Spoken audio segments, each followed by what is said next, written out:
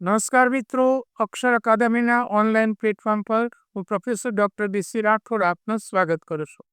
બંધારણની કલમોના પરિચય અન્વયે આજે આપણી કલમ નંબર 243 જેડ ની જોગવાઈઓ જોઈશું.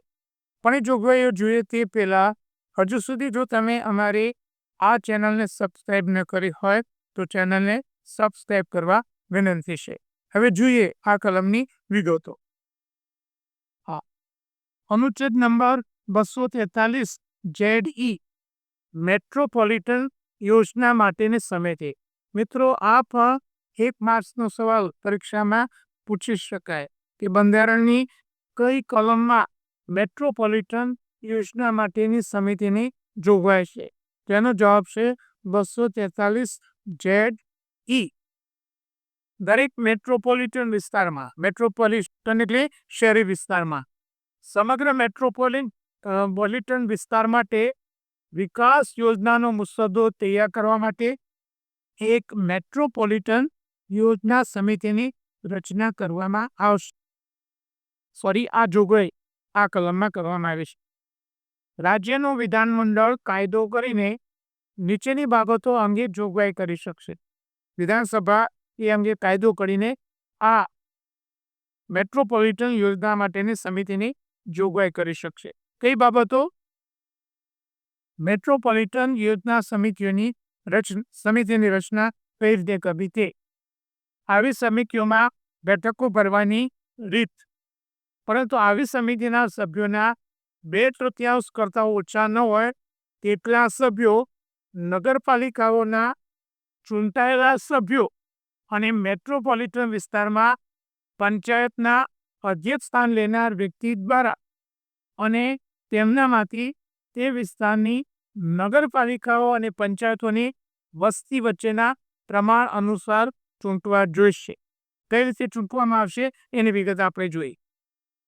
કેન્દ્ર સરકાર અને રાજ્ય સરકારના તથા એવી સમિતિઓને સોંપેલ કાર્યો કરવા માટે જરૂરી જણાય તેવા સંગઠનો અને સંસ્થાઓની એવી સમિતિઓમાં પ્રતિનિધિત્વ બાબત, એટલે કે એમાં અન્ય સંસ્થાના પ્રતિનિધિઓ મૂકી શકાય તેવી જોગવાઈ.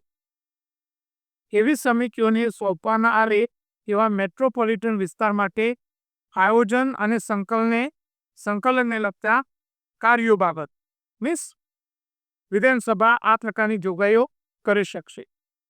દરેક મેટ્રોપોલિટન યોજના સમિતિને વિકાસ યોજનાનો મુસદ્દો તૈયાર કરવામાં નીચેની બાબતો ધ્યાનમાં રાખવી જોઈશે. આ જે સમિતિ છે એ વિકાસ યોજનાનો મુસદ્દો તૈયાર કરવામાં કઈ બાબતો ધ્યાનમાં રાખવાની છે? જોઈએ વિગતો. મેટ્રોપોલિટન વિસ્તારની નગરપાલિકાઓ અને પંચાયતોએ તૈયાર કરેલી યોજનાને સ્થાનિક યોજના, જળ અને અન્ય ભૌતિક તથા પ્રાકૃતિક સાધનોના કિસ્સા, પ્રાથમિક જરૂરિયાતોનો સંકલિત વિકાસ, પર્યાવરણ સંરક્ષણ સહિત નગરપાલિકાઓ અને પંચાયતો વચ્ચેની સામાન્ય હિતની બાબતો.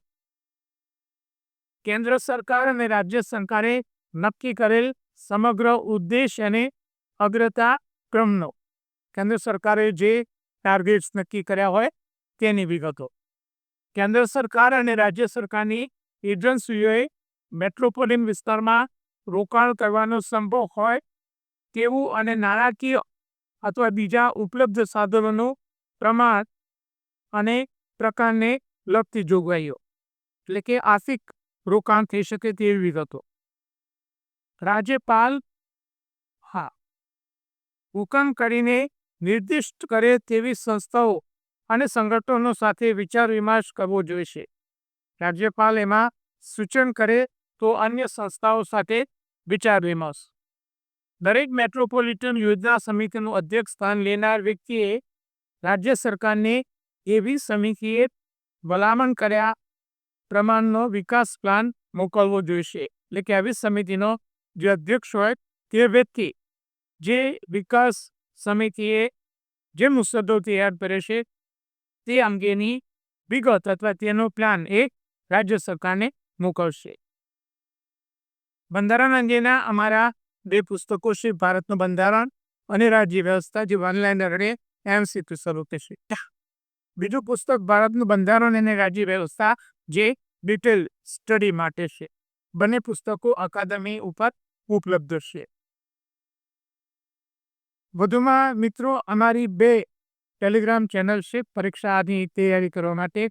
ડીસી રાઠોડ કરંટ અફેર્સ, કે જેમાં રોજેરોજનું કરંટ અફેર્સ સાંજે 7 વાગ્યાની આજુબાજુ મુકાશે.